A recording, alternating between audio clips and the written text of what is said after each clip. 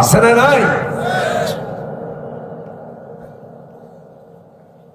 আমার নবীজি খাদিজার জবাব বলেন, খাদিজা তুমি যা বলেছ আমি একটা একটা করে অক্ষর অক্ষরে পালন করব। খাদিজা ইন্তেকাল করলেন। আমার নবীজি তার লাশটা বহন করলেন, কবরে শোয়া দিলেন। কবরের মাটিতে দাঁড়ায়া থাকলেন। জিবরাইল আমিন বলছেন, ইয়া রাসূলুল্লাহ, খাদিজার কবরে আপনি কেন দাঁড়ান? আপনি ওঠেন। রাসূল বলছেন, খাদিজার সঙ্গে আমার ওয়াদা হয়ে গেছে, তিনটা প্রশ্নের জবাব দিতে হবে। সঙ্গে সঙ্গে জিবরাইল আমিন বলছেন, ইয়া রাসূলুল্লাহ, খাদিজার তিনটা প্রশ্নের জবাব দেওয়ার জন্য আজকে আপনার কোনো প্রয়োজন নাই। আরশের মালিক আল্লাহ তাআলা যথেষ্ট হয়ে গেছে। আল্লাহু আকবার। কে যথেষ্ট? আল্লাহ যথেষ্ট। খাদিজা রাদিয়াল্লাহু তাআলা আনহা কবরস্থ হলেন। আমার নবীজি তার ম্যাক্সিমাম আত্মীয় স্বজন সব শুয়ে আছে হলো মদিনায়, কিন্তু সবচেয়ে কাছের মানুষ শুয়ে আছে কোথায়? মক্কা। আমি নিজের চোখে দেখেছি মকবরায়ে মুআল্লায় আম্মা জান খাদিজা শুয়ে আছেন। রাসূল ওই কবরস্থ করার পর বাসায় ফেরেনই নাই, ঘরে ফেরেন নাই।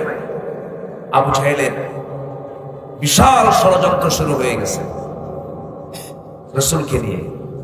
সাহাবায়ে কেরামকে ধরে ধরে মারতেছে, নবীর কানে সংবাদগুলো আসতেছে। 3 দিনের ব্যবধানে এই দুজন মানুষের বিদায় রাসূলকে চিন্তার মধ্যে ফেলে দিল। ইসলামের ইতিহাসে এই বছরটাকে বলা হয় হলো আমুল হুজন, চিন্তার বছর। প্রচন্ড চিন্তায় পড়ে গেলেন রাসূল, কিন্তু সাহায্য কে করেছেন? আসতে হলো, সাহায্য কে করেছেন? আল্লাহ করেছেন। সর্বশেষ কি হলো? আমার নবীজি বিষণ্ণতায় দিনগুলো কাটতেছে, টেনশনে দিনগুলো কাটতেছে, চরম টেনশনে আছেন। সাহাবায়ে কেরামদের প্রতি কাফের মুশরিকদের অত্যাচারের রেকর্ডগুলো নবীর কানে আসতেছে, নিজের চোখে দেখতেছেন।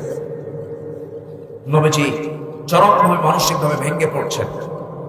মানসিক তৃপ্তি দিয়ে তাকে সন্তুষ্ট করার মতো যে প্রিয়জন তারা দুনিয়া থেকে বিদায় নিয়েছেন, এমন সময় আল্লাহ তাআলা বলছেন, জিবরাইল আমার প্রিয় দোস্তের কাছে চলে যাও, আমার কথা কি বলো। আমি আল্লাহ নিজে সিদ্ধান্ত নিয়েছি, আমি আমার হাবিবকে আমার বাড়ির মেহমান বানায় দেব। মেরাজের কয় কারণ? কয় কারণ? 3 কারণ। নাম্বার 1 হলো রাসূলের মানসিক তৃপ্তি দেওয়ার জন্য আল্লাহ তাআলা সিলেকশন করেন। আল্লাহু আকবার। জি বলবো, আজানের সময় হয়েছে কি? এখনো হয়নি। আমরা নামাজ পড়বো, জোরে বলি ইনশাআল্লাহ। একটু যদি দেরি হয় কোনো ফতোয়া আসবে না তো? আস্তে কর, কোনো ফতোয়া আসবে না তো? আবার কেমন হুজুর নিয়ে আসছে নামাজ বাদে ওয়াজ করে? আমি এরকম হুজুর না। আমার দেশে আবার এমন দরবারও আছে, পানির তলে মোমবাতি, বাবা বাতাসে নেবে না, বাবার নামে হালকা দিলে ওযু গোসল লাগে না। আছে না নাই?